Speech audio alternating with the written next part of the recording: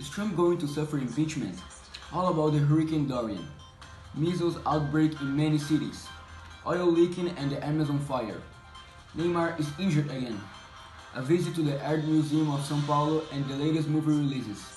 Good evening, I'm Charles Edward and you're watching Beto. Trump is going through a lot of controversy right now and impeachment may be a reality for him.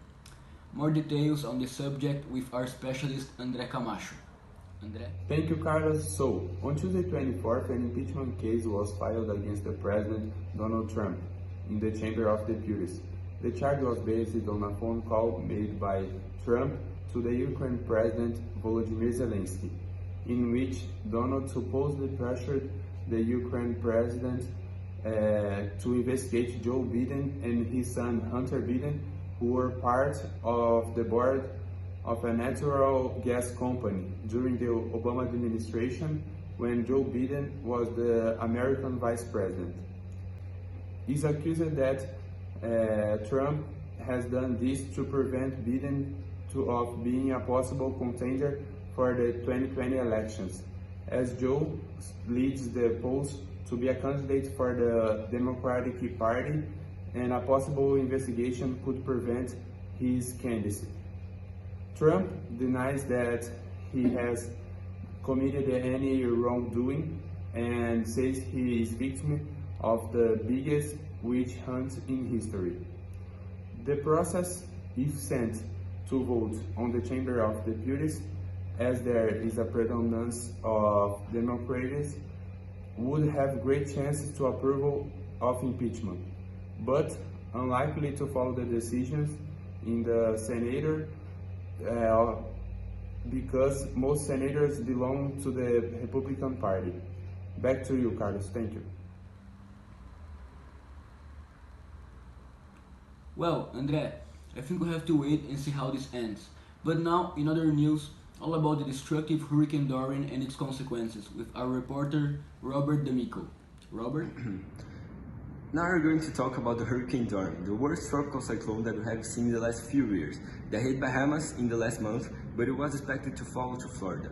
And at least 43 deaths and many people still missing weeks after the storm passed. Powerful gust winds, rain and wave surges retreat of seawater caused by the Category 5 storm caused a massive destruction through the whole country.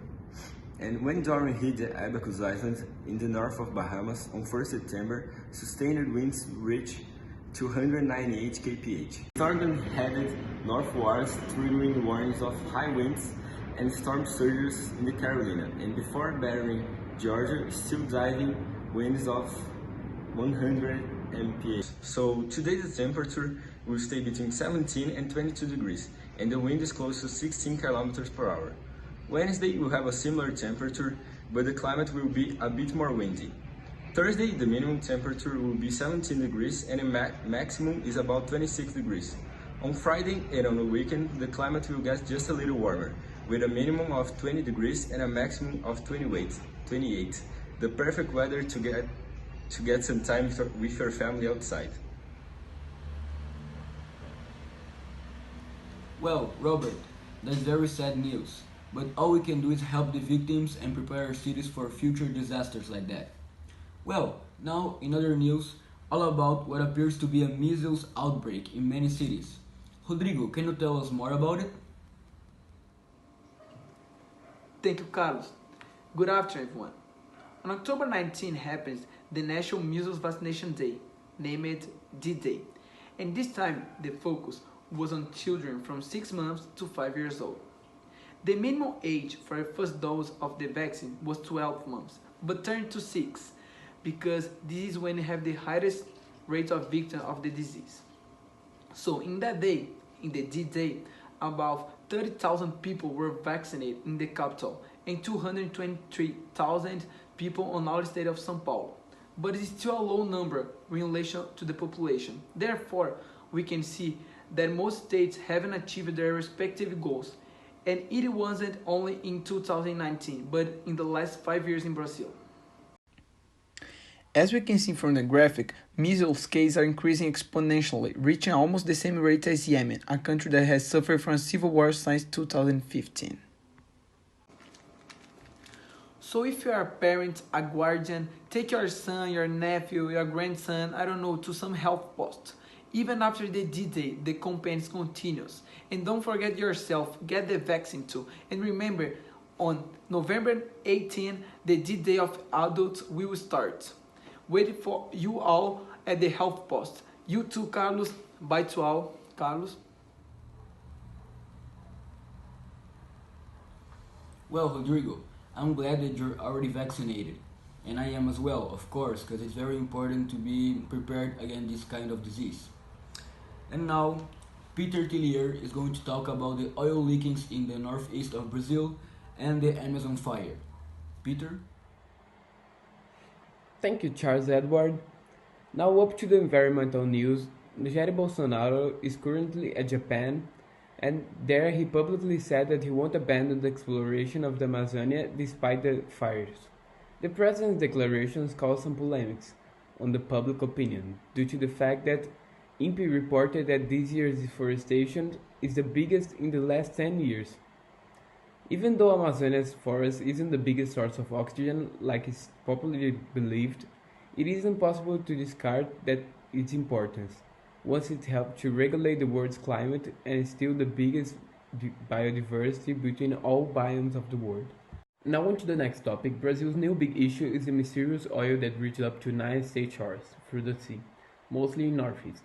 The oil is toxic and is affecting not only people's lives but also aquatic life. Project Tamar is holding up to 600 baby turtles to prevent their contact with oil. Whales' reproductions are also being affected because it's their time to reproduce at of the year, and they can reproduce with the oil on the shore. The current situation is not good and is only going to get worse. There are up to 100 tons of oil already on the shore, and already more coming. The Minister of the Environment reported that they are all investigating the source of the oil. Petrobras already said it doesn't match their oil, and researchers indicate it came all the way from Venezuela. An investigation is happening to look for the ones who's guilty for this act. It started investigating more than 1,000 ships, and now the number reduced up to 30. Thank you and have a good night.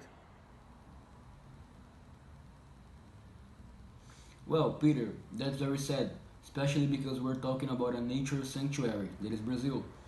But all we can do is hope that the government helps solving the problem as fast as possible. And now, all about the latest sport news with Gabriel Renoya. Gabriel?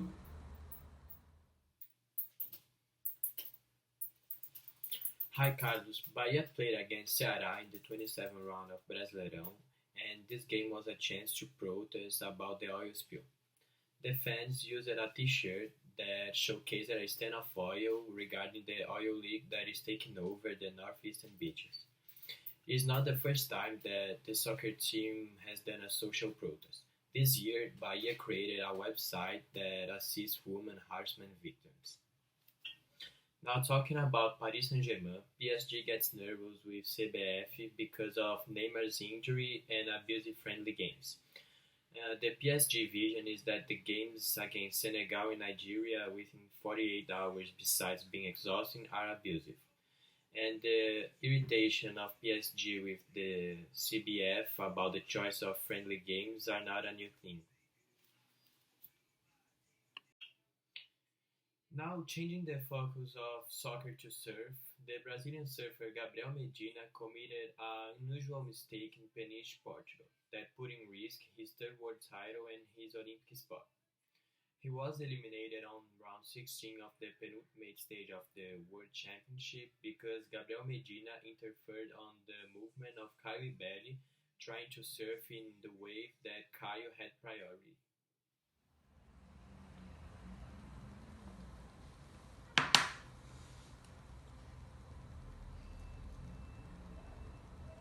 Well, Gabriel, I think that the Bahia team protesting about the oil spilling is a very noble action of the team. And I hope Neymar gets well soon and recovers from his injury. And now, Nicolas Magalhães is going to take us to a visit to the Art Museum of São Paulo. Nicolas?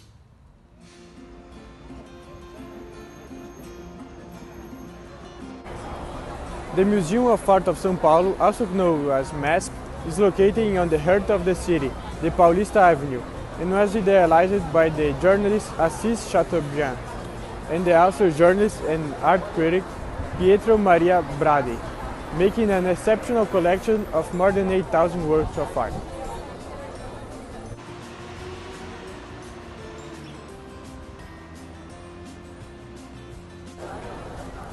But the museum wasn't always located in the biggest avenue. It originally was on a building in the center of the city, but with the geniality of the architect Nina Bubardi, the monumental construction came to life in 1968, with only one demand of the proprietor of the land, that it would be view of the Cantareira and access for the 9 de Julho Avenue. And that's the reason why Bubardi made the structure with a gigantic 74 meters pothole behind the whole museum, resulting in it being sustained by only 4 pillars, being inaugurated with the presence of the Queen Elizabeth.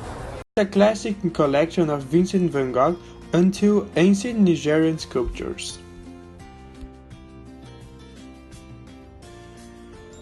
Let's take a closer look in one of the most famous masterpieces in the collection, Van Gogh's oil in canvas, The Schoolboy.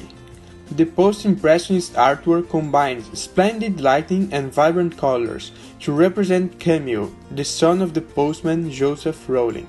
The same yellow and red background was used in other works of this phase, since the vibrant and saturated colors make the brush strokes more evident.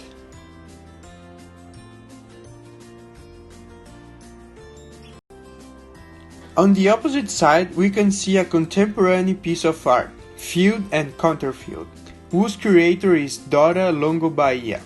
In its front side, it's a minimalistic representation of the modern art that happens in the museums, but in the backside it reveals what really happens in the streets, with police officers assaulting the protesters.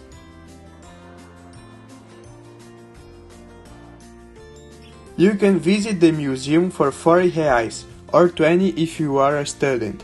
It opens every day but Monday from 10 a.m. to 6 p.m. For more information, please check the MASP website, and as always, have a good night. Well, Nicholas, those were some interesting art pieces that you showed us, and I think São Paulo is very lucky to have a complete museum full of important art pieces like those.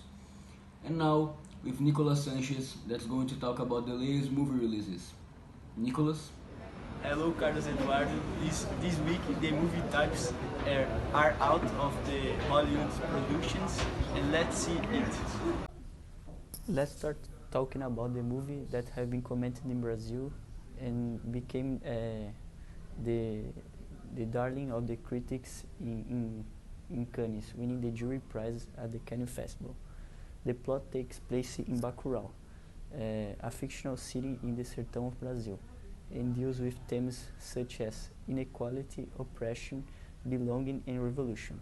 The story is a dystopia where the Brazilian people are hunted as animals, and it may criticize the non-existence of a nation, Brazil, where the mayor only makes decisions in his favor, even donating spoiled food to the city, and even the Brazilians help the gringos on their hunt. The movie Le Tabacari is an Austrian production, and this is for those who like stories that take place in other times. In this case, the Second World War. This is the story of Franz, a young man who is sent by his mother to work with an old friend, Otto, the owner of the tabacari.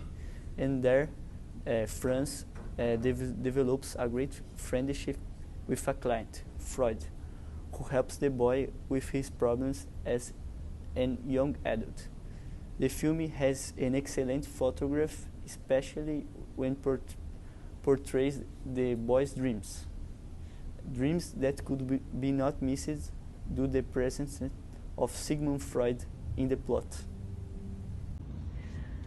The last movie is a French production, Deux Chemins. depicted in the daily life of two young people living alone in Paris. This film criticized the lifestyle of big cities today, how traumas can affect interpersonal relationships, and the way social networks are used nowadays. The plot develops into the main characters, Remy and Melanie, who are neighbors but don't know each other and live in a monotonous life that we can compare with the short film Ellen Pleu, Until Their Meeting. Just to remind you, in this week is happening the Amostra Cultural and with free sessions in the Teatro Municipal de São Paulo. Well, Nicholas, those appear to be some interesting movies. I'm just trying to pick which one I'm going to watch this weekend. So that's all for now. Thank you for watching and I'll see you tomorrow. My name is Charles Edward and good night.